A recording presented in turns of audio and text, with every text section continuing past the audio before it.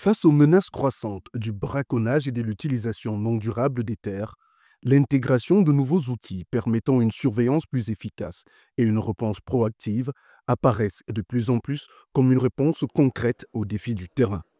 Ces outils, dont l'intelligence artificielle et les drones, permettent d'améliorer significativement la protection de la biodiversité, une intégration très importante pour les aires protégées des pays membres de la COMIFAC. Ça nous permet de réduire le temps. Le temps chez nous, mener tâche est considérablement réduit. La deuxième chose qu'on a aussi, c'est qu'on a des tâches automatisées. C'est-à-dire qu'on peut les répéter une façon continue sans avoir des pieds. Une des choses qui est claire pour nous, c'est qu'en fait, on peut utiliser l'intelligence artificielle pour pouvoir donner plus de force aux gens et de comprendre comment on peut mieux gérer les aires protégées. C'est-à-dire qu'en fait, l'intelligence artificielle ne va pas remplacer l'homme, elle va lui donner plus d'informations, plus de données pour pouvoir prendre des décisions.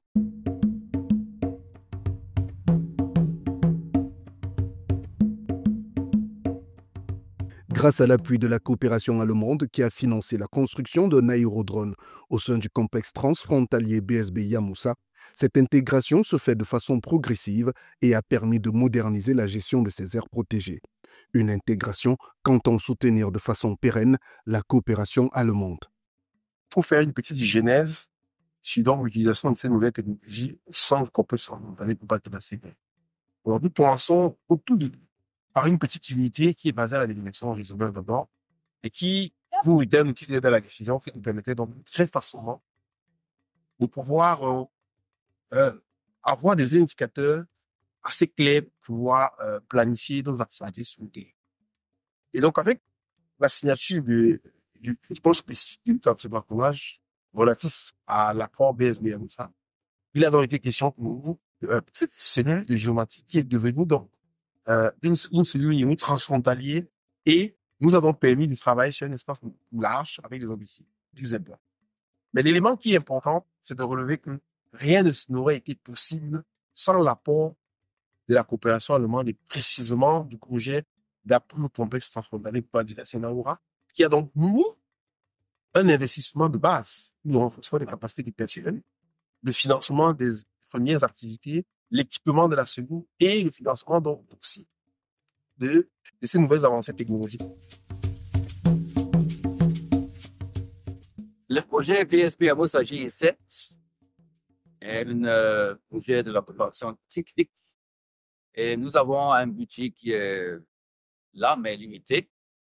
Mais on a utilisé ça pour un projet pilote. On va maintenant réaliser un projet pilote sur un espace autour de 2500 hectares. Ça, on va faire ensemble avec l'entreprise Insight Israël, avec des conditions très favorables pour nous. Mais en effet, si vous voulez appliquer en ce moment cette technologie, ça dépend de la surface, ça dépend aussi sur la grandeur des pixels que vous allez utiliser. Et ça peut arriver dans un montant, si vous avez une aire protégée de 220 000 hectares, vous pouvez facilement dépenser 3-4 millions d'euros en ce moment. Mais c'est une technique très efficace.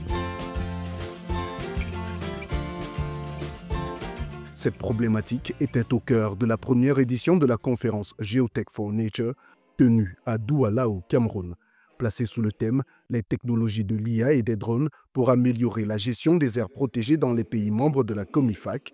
Ce rendez-vous du donner et du recevoir a mis en lumière les défis et la nécessité de l'intégration des technologies de l'intelligence artificielle et de l'utilisation des drones dans la gestion des aires protégées au sein des pays membres de la COMIFAC, d'où les résolutions fortes prises au sortir des 3 jours de travaux. Renforcer les capacités à la fois des gestionnaires des aires protégées, leur personnel et même les communautés dans l'utilisation de ces nouveaux outils. De plus, il s'agira de mettre en place au niveau sous-régional, mais au niveau de chaque pays, un cadre institutionnel, mais également réglementaire qui permet de monitorer l'utilisation de ces outils pour que tout soit fait dans le respect strict de l'éthique, de la confidentialité et des droits d'auteur.